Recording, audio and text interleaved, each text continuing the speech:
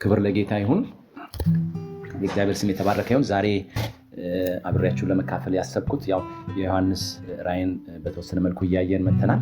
ዛሬ ከዛ ክፍል ውስጥ አንድ በልቤ የሞላ ስለ እግዚአብሔር ክብር ከዛ ክፍልም ከሌሎችም ክፍሎች ውስጥ ያለውን አብረን እንድናይ በውስጤ ስለሞላ እሱን እንካፈላለን። የጌታ ስም የተባረከ ይሁን። ወደ ሐሳቤ እገባለሁ። የእግዚአብሔር ክብር መጽሐፍ ቅዱስን ባለፈው እንዳየነው መግቢያው ላይም እንዳየነው የዮሐንስ ራእይ ዋና ዋና ጭብጦች ብለን ዮሐንስ መልእክቶችን አጠቃላይ ከወንጌል ጀምሮ እስከ መልእክት እስከ ራእይ ድረስ አንዳንድ ጭብጦችን ዋና ዋና ጭብጦችን አንስተን ነበርና አንዱ ከነዛ ጭብጦች መሃል የእግዚአብሔር ክብር ወይንም ክብር የሚገለጥባቸው መልእክቶችም ወንጌልም እንደገና ራእይ መጽሐፍም እንደሆነ አይተናልና የእግዚአብሔር ክብር በተመለከተ መጽሐፍ ቅዱስ የሚናገራቸውን ጥቂት ሐሳቦች አብረን እናያለን። አንደኛው ያው በብሉይ ኪዳን እንደምናየው የእግዚአብሔር ቃል የክብሩ መገለጥ በሲና ተራራ ላይ እንደሚያቃጥል እሳት ነበረ ብሎ የእግዚአብሔር ቃል ይናገራል። የክብሩ መገለጥ እንደሚያቃጥል እሳት ነበረ ብሎ ስለ እሳትና ማቃጠል ይጽፋል የእግዚአብሔር ቃል። እንደዚሁም በማደሪያው ድንኳን ውስጥ ደግሞ እንደ ደመና ሆኖ በተለያየ ስፍራ ላይ በዳዊት ድንኳን እንደዚሁም በሙሴ ድንኳን ውስጥ የእግዚአብሔር ማደሪያ ውስጥ እግዚአብሔር ክብሩን ሲገልጥ በደመና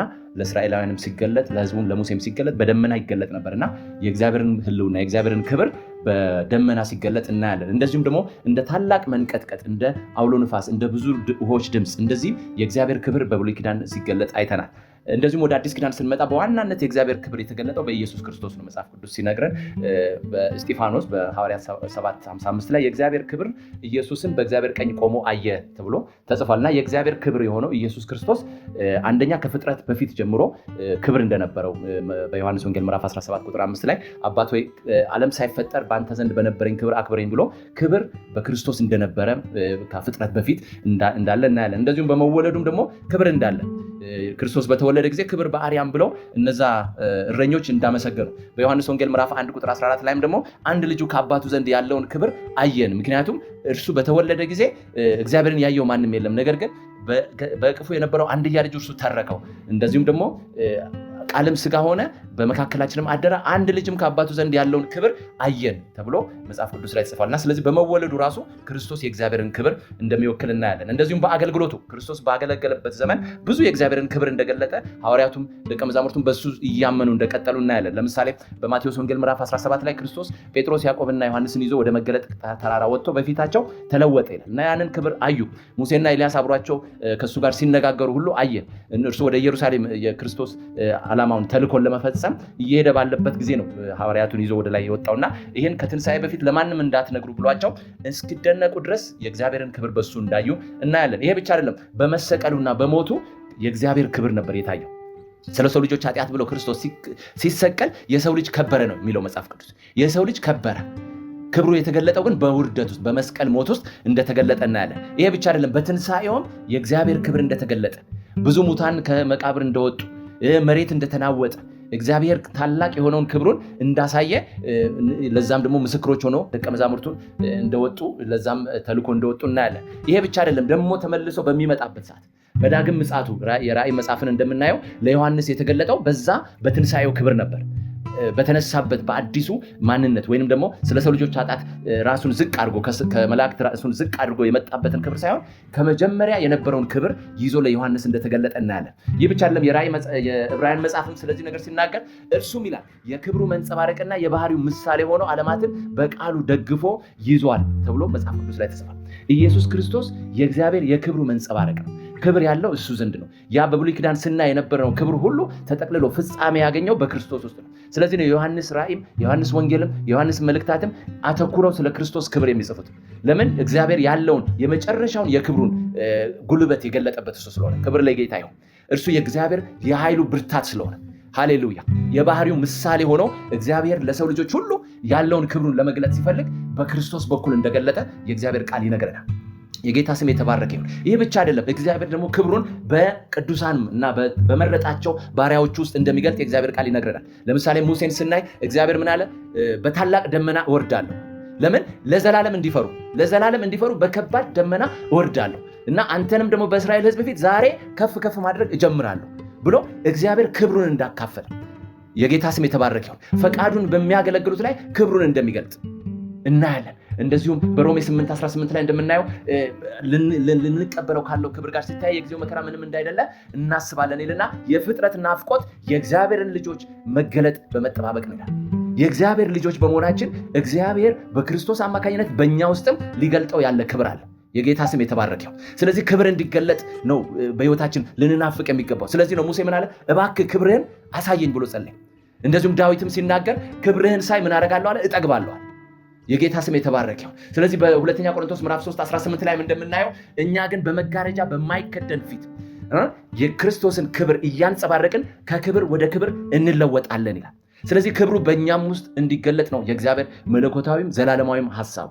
የጌታ ስም የተባረከ ይሁን። ስለዚህ የእግዚአብሔርን ቃል ስናስብ ክብሩን እያሰብን ለእግዚአብሔር ክብር መገለጥ የድርሻችን የተወጣ እንድንኖር እግዚአብሔር ይፈልጋል። እንደዚሁም ደግሞ የእግዚአብሔር ቃል በሁለተኛ ቆሮንቶስ ምዕራፍ 8 ላይ ቁጥር 23 ላይ ጳውሎስ ሲናገር ስለ ቲቶ የሚጠይቅ ቢኖር ስለ እናንተ የእግዚአብሔር አገልጋይ ነው፣ ስለ ወንድሞች የሚጠይቅ ቢኖር የቤተ ክርስቲያን መልእክተኛና የክርስቶስ ክብር ናቸው ብሎ ይናገራል። ስለዚህ አገልጋዮቹን እግዚአብሔር ራሱ ምን አድርጓል? የክርስቶስ ክብር መገለጫዎች አድርጓቸው።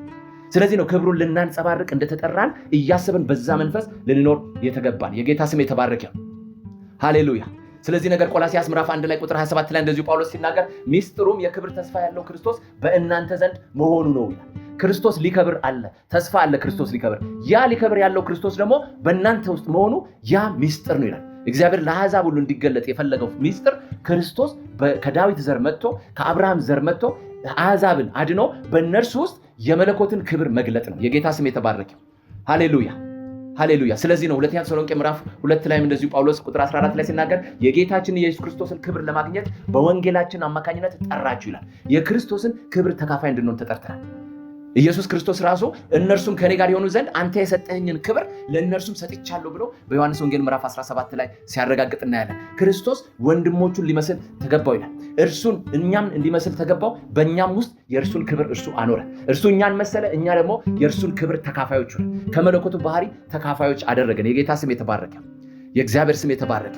ስለዚህ ክብሩ በእንደዚህ መንገድ ተገልጧል። በብሉይ ኪዳን በግዑዝ ነገር ላይ በማደሪያው ላይ በተራራ በሲና ተራራ ላይ ሲገለጥ የነበረ የእግዚአብሔር ክብር ፍጻሜና ምልአትን አግኝቶ በአዲስ ኪዳን በክርስቶስ ውስጥ በሙላት ተገለጠ።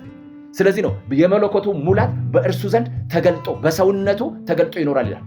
በሰውነቱ የመለኮትን ሙላትና ክብር የተሸከመ ጌታ ነው። ክብር ለኢየሱስ ይሁን።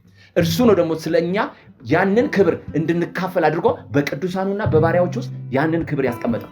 ስለዚህ ነው ዮሐንስ በመልእክቱ ቁጥር ምዕራፍ 3 ላይ ሲናገር አሁን የእግዚአብሔር ልጆች ነን፣ ምን እንደምንሆን ገና አልታወቀም፣ ነገር ግን ቢገለጥ እርሱ እንዳለ እንዲሁ እንደሆነ እናውቃለን ይላል። የጌታ ስም የተባረከ ይሁን። ስለዚህ የእግዚአብሔርን ክብር ልንሸከም ተጠርተናል። ወገኖቼ እናንተ የእግዚአብሔርን ዕቃ የምትሸከሙ ፈቀቅ በሉ እርኩሱንም አትንኩ ብሎ ብሉይ ኪዳን ላይ ነቢዩ የሚናገረው ከዚህም የተነሳ ነው። ኢሳይያስ ሲናገር ምን አለ? እናንተ የእግዚአብሔርን ዕቃ የምትሸከሙ ክብሩን የምትሸከሙ ፈቀቅ በሉ፣ ወጣ በሉ፣ ተለዩ፣ ተቀደሱ። የእግዚአብሔር ስም የተባረከው ለምን? እርኩሱ ነገር ጋር እርሱ ስለማይተባበር ክብሩ ያንን እርኩስ ነገር ስለሚጸየፍ። የጌታ ስም የተባረከ ይሁን። ክብሩ ሲገለጥ ምን ይሆናል? ጥቂት ሐሳቦችን እንዲህ።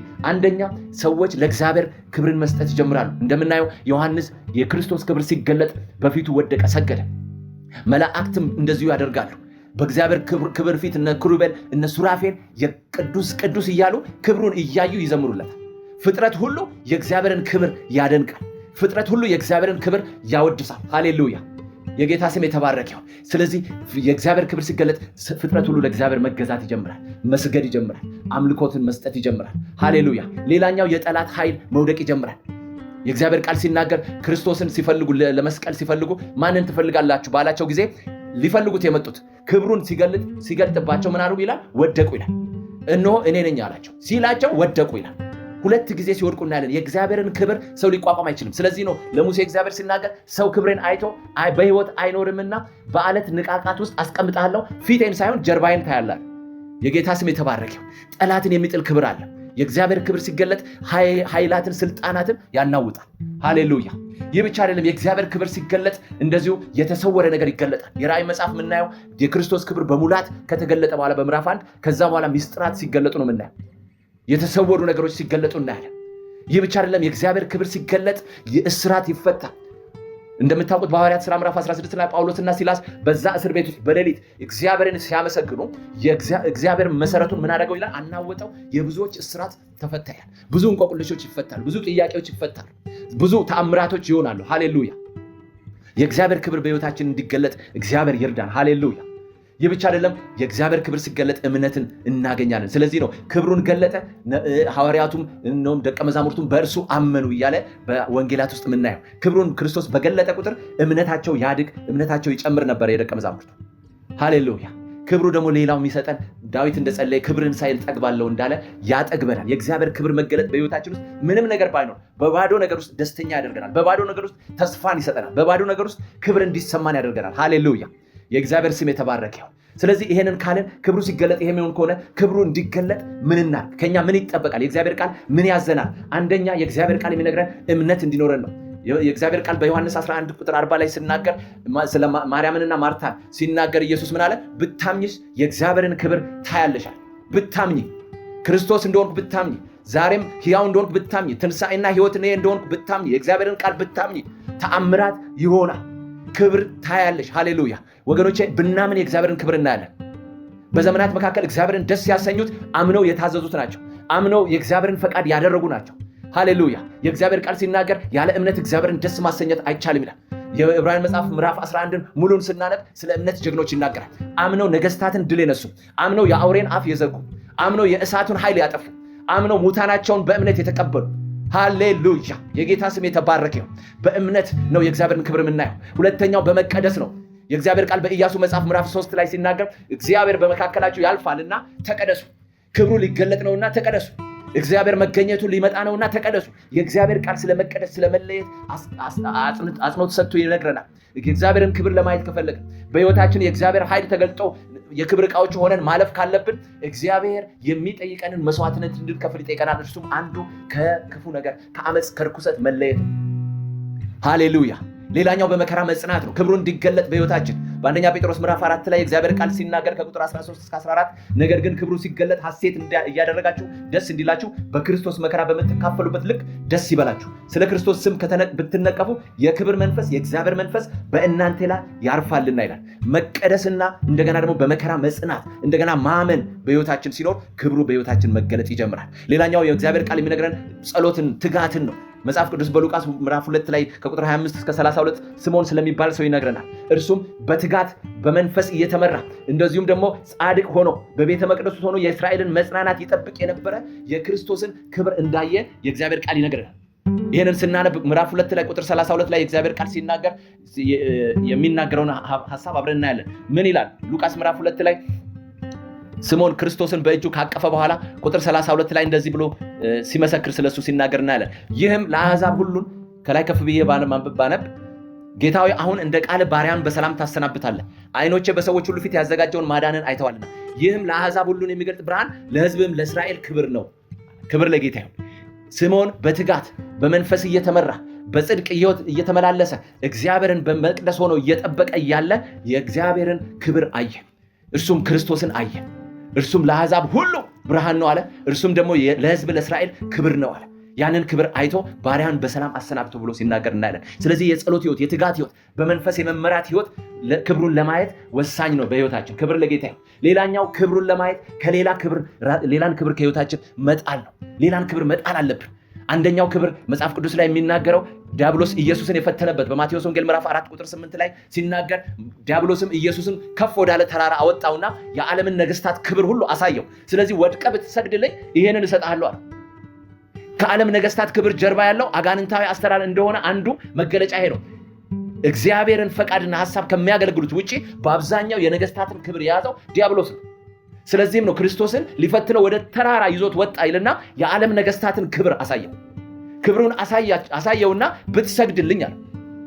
ሃሌሉያ። ዛሬ ማን ነው አንሰግድም የሚል? ዛሬ ማን ነው ለቆመ ምስል አልንበረከክም የሚል? ዛሬ ማን ነው የእሳቱ ኃይል አያጠፋኝም የሚል? ቢያጠፋኝም ሃሌሉያ። እነ ሲድራቅ ሚሳቅ አብደናጎ ምን አሉ? ሊያድነን ይችላል፣ ባያድነንም ግን ላቆምኩ ምስል አንሰግድም አሉ። ለዲያብሎስ ኢየሱስ ክርስቶስ አልሰግድም አለ። ለምን አለው? ለአምላክ ለእግዚአብሔር ብቻ ስገድ፣ እርሱን ብቻ አምልክ ተብሎ ተጽፏል። የዲያብሎስን ክብር ናቀ። ዛሬ ብዙዎቻችን ከእግዚአብሔር ክብር የጎደልነው ከዓለም ክብር ጋር፣ ከሰይጣን ክብር ጋር፣ ከክፉ ክብር ጋር፣ ከኃጢአት ክብር ጋር ተዋህደን ሊሆን ይችላል። ተቀራርበን ተነካክተን ሊሆን ይችላል። ዛሬ ወገኖቼ እንለይ። ዛሬ ህይወታችንን በዚህ አንጻር በቃሉ አንጻር እንመዝን። ሃሌሉያ። ስልጣን የሚሰጠን ሁሉ የእግዚአብሔር ላይሆን ይችላል። ሹመት የሚሰጠን ሁሉ ከእግዚአብሔር ላይሆን ይችላል። በጥቅምና በተለያየ ነገር አነካክቶን ከእግዚአብሔር ክብር ሊያጎለን ይሆናል። ነጥለን አይተን የጠራውን ብቻ ከእግዚአብሔር ልንቀበል ይገባል። እውነተኛ የሆነውን ብቻ፣ በጽድቅ የሆነውን ብቻ፣ ከእግዚአብሔር ከራሱ የሆነውን በረከት ብቻ ልንቀበል ይገባል። ስለዚህ ነው መጽሐፍ ቅዱስ በጎ ፍጹም በረከት በጎም ስጦታ ከላይ ከብርሃናት አባት ይወርዳሉ ብሎ ስለ መልካሙ ስጦታ ይነግረናል። እዚህ ጋር ግን ዲያብሎስ ለክርስቶስ ያቀረበው የክፉን በረከት ነው፣ የክፉን ስልጣን ነው። እርሱ ግን ምን አለ? ሂድ ለአምላክ ለእግዚአብሔር ብቻ ስገድ ተብሎ ጽፏል። ስለዚህ የዲያብሎስን ክብር አንፈልግ ወገኖች። ሌላኛው የሰውን ክብር አንፈልግ። ኢየሱስ ሲናገር በዮሐንስ ወንጌል ላይ ምዕራፍ 5 እና 7 እንደዚሁም 12 ላይ ስለ እናንተ የሰውን ክብር የአንዱን የእግዚአብሔርን ክብር ማትፈልጉ ነገር ግን የሰውን ክብር የምትፈልጉ እያለ ፈሪሳውያንን ይገስጻል። የሰውን ሐሳብ ከሰው የሚገኝን ሙገሳና ውዳሴ ፈልገው ያገለግሉ ነበርና እኔ ግን የአምላኬን ክብር ነው የምፈልገው አላቸው። ስለዚህ የእግዚአብሔርን ክብር ስንጠማ የሰውን ክብር እየጣልን ነው። ሌላው የራሳችንንም ክብር ቢሆን መፈለግ የለብንም። በዮሐንስ ወንጌል ምዕራፍ 8 ቁጥር 50 ላይ ኢየሱስ ክርስቶስ ሲናገር እኔ የራሴን ክብር ምን አልልም ማለት አልፈልግም ማለት እኔ የራሴን ክብር አልፈልግም፣ ምክንያቱም የሚያከብረኝ ምን አለ? አብ አለ። ክብር ለጌታ ይሁን። ስለዚህ ነገር ሲናገር እኔ ግን የራሴን ክብር አልፈልግም፣ የሚፈልግም የሚፈርድም አለ። ክብሩን የሚፈልግ አለ፣ አብ አለ። ሃሌሉያ! የእግዚአብሔርን ክብር የሚፈልግ አለ። ሃሌሉያ! ስለዚህ ኢየሱስ ክርስቶስ ምሳሌን ትቶልን አልፏል። ምን ብሎ? እኔ የራሴን ክብር አልፈልግም። ወገኖቼ ዛሬ የእግዚአብሔርን ክብር ልናይ በሕይወታችን ከተገባ ዛሬ እውነት ያ ክብር ማደሪያ ውስጥ የነበረ ያ በነ ሙሴ በነ ኤልያስ ሲገለጥ የነበረ ክብር፣ ያ በሐዋርያት ውስጥ ሲገለጥ የነበረ ክብር፣ ያ በነ ጳውሎስ ውስጥ ሲገለጥ የነበረ ክብር በሕይወታችን እንዲገለጥ ያ ክርስቶስ የእግዚአብሔር ክብር፣ ያ የእግዚአብሔር ልጅ ኢየሱስ ለዮሐንስ በራእይ መጽሐፍ የተገለጠ ያ አይኑ እንደ እሳት ነበልባል የሆነ ያ ፀጉሩ እንደ በረዶ ነጭ የሆነ ያ እግሮቹ እንደ ጋለ ናስ የሆነ ሃሌሉያ! ያ እንደዛ በወርቅ መቅረዞች መካከል የሚመላለስ ክርስቶስ በሕይወታችን ክብሩ እንዲታይ ከፈለግን፣ ለምድሪቱ ፈውስ መሆን ከፈለግን፣ ክብሩን ይዘን መንቀሳቀስ ከፈለግን፣ የእግዚአብሔርን ክብር ለማብራት ከፈለግን፣ ክብሩን ለማንጸባረቅ ከፈለግን ወገኖቼ ለክብሩ ከማይመጥን ሕይወት እንለይ። ክብሩ እግዚአብሔር ካላስቀመጠበት ስፍራ እንለይ። እግዚአብሔር ክብሩን ያስቀመጠው በቃል ውስጥ ነው፣ በመንፈስ ቅዱስ ውስጥ ነው፣ በጸሎት ውስጥ ነው፣ በጽድቅ ሕይወት ውስጥ ነው፣ በቅድስና ውስጥ ነው፣ እግዚአብሔርን በማወቅና በመፍራት ውስጥ ነው፣ ለእግዚአብሔር በመገዛት ውስጥ ነው፣ እግዚአብሔርን በመታመን ውስጥ ነው፣ እግዚአብሔርን በማመን ውስጥ ነው። ሃሌሉያ! በመከራ በመጽናት ውስጥ ነው። ሃሌሉያ! ቢገለኝም እንኳን እርሱን እጠብቃለሁ ብሎ ኢዮብ እንደተናገረ ቢገለኝም እንኳን ስጋዬን በጥርሴ እነክሳለሁ ቢገለኝም እርሱን እጠብቃለሁ ያሉ ናቸው ክብሩን ያዩት። ሃሌሉያ! እነዛ የእምነት አባቶች ናቸው ክብሩን ያዩት። ሃሌሉያ! ያ የሙሴን ቃል ሲናገር የእግዚአብሔር ቃል ሙሴ የፈርዖን የልጅ ልጅ እንዳይባል የግብፅን አገር ተወ ይላል። ታውቃላችሁ ግብፅ በዛ ዘመን ኢምፓየር ነች። ልክ እንደ ሮም እንደምንለው እንደ ባቢሎን እንደምንለው ግብፅ ራሷን የቻለች ዓለምን ሁሉ የገዛች ምድር ነበረች። የዛ መንግስት የልጅ ልጅ ላለመባል ከእግዚአብሔር ሕዝብ ጋር መከራን ለመቀበል መረጠ ይላል። ሃሌሉያ! የጌታ ስም የተባረከ ይሁን። ወገኖቼ እኔ ጸልይላችኋለሁ። ምንድን ነው ከክብር ያጎደለን? ምንድን ነው ዛሬ እግዚአብሔርን በክብሩን ውበት እንዳናየው ያደረገን? አይኖቼ ንጉሱን በውበቱ ያዩታል ተብሎ በቃሉ ተጽፏል። ንጉሱን በውበቱ እንዳናይ ያደረገን ምንድን ነው? ከክብር ያጎደለን ምንድን ነው? ክብሩን እንዳናንጸባርቅ ያደረገን ምንድን ነው? ምንድን ነው የተደባለቀ ነገር? ምንድን ነው የተነካካነው ነገር? ዛሬ በኢየሱስ ስም መለየት ይሆናል። ሃሌሉያ! የእግዚአብሔር ስም የተባረከ ይሁን። ወገኖቼ የዮሐንስ ራእይ ምዕራፍ 1 ሲጀምር ከክብር ነው የሚጀምረው። ዮሐንስ ያን ሁሉ መልእክት የጻፈው መጀመሪያ የክርስቶስን ክብር ካየ በኋላ። ክብር ወገኖቼ መልእክቶችን እንድንሸከም አቅም ይሰጠናል። ክብሩ የእግዚአብሔርን ክብር ስናንጸባርቅ በዛ ምክንያት የሚመጣውን ማንኛውንም ነገር እንድንሸከም አቅም ይሰጠናል። ሙሴ ያንን ሁሉ ክብር ተሸክሞ ወደ 70 ሽማግሌዎች ላይ ያንን ክብር እስከ ማስተላለፍ ድረስ የደረሰው ያንን ክብር የተሸከመው የእግዚአብሔርን ክብር በዛ ተራራ ላይ አይቶ ነው። ፊቱ እያንጸባረቀ የእስራኤል ልጆች ሊያዩት እንኳን እስከማይችሉ ድረስ የሆነው ከእግዚአብሔር ጋር ጊዜ ወስዶ ነው፣ ጸልዮ ነው፣ ፊቱን ፈልጎ ነው፣ ከሌላ ነገር ተለይቶ ነው። ተራራውን እንኳን የሚነካ ተወግሮ ይሙት የሚል ያን የመሰለ ድምፅ አልፎ የሄደው ሌሎቹን ሁሉ ከተራራው በታች ሲቀሩ ወደ ክብር ተራራ ያወጣው ያ የህይወት ውሳኔው ነው፣ የህይወት አቋሙ ነው። ክብር ለጌታ ይሁን። ስለዚህ ዛሬ ይህን ክብር መጠማት ይሆናል። ከዚህ ክብር ጋር መገናኘት ይሆናል። ይህን ክብር ሃሌሉያ ኢንጆይ ማድረግ ይሆናል።